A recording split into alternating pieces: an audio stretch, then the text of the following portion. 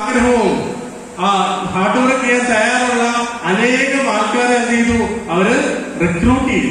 നമുക്കറിയാം ഇന്ന് കേരളത്തിൽ നിന്ന് എത്ര ലക്ഷം ആൾക്കാരാണ് ഇന്ന് ദുബായ് പോലുള്ള ഗൾഫ് കൺട്രീസ് ജോലി ചെയ്യുന്നത്, ശരിയല്ലേ? ഈ ആൾക്കാരുടെ ഹാർഡ് വർക്ക് കൂടെ കൊണ്ടാണ് ദുബായിൽ നിന്ന് ഈ രീതിയിലേക്ക് മാറിയത്. ഇത് നമ്മുടെ ബിസിനസ്സിൽ നമുക്ക് പ്രാക്ടിക്കലായിട്ട് വെക്കാൻ പറ്റിയ ഒരു മാറ്റമാണ്. നമുക്കിവിടെ ജയിക്കണമെങ്കിൽ ഈ 4 കാര്യങ്ങൾ മതി. ഒന്നെന്താണ്, ഒരു ലീഡർഷിപ്പ് ക്വാളിറ്റി ഉണ്ടാവണം, അല്ലെ?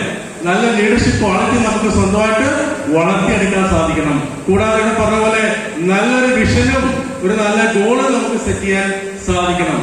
ഇത് കൂടാതെ നല്ല ഡിറ്റർമിനേഷൻ ഉണ്ടാവണം. പക്ഷെ ഭാഗ്യവശാൽ 4ാമത് പറഞ്ഞ ഹാർഡ് വർക്ക് ചെയ്യാൻ തയ്യാറുള്ള കോടിക്കണക്കിന് ആൾക്കാരുള്ള രാജ്യത്താണ് നമ്മൾ ജീവിക്കുന്നത്.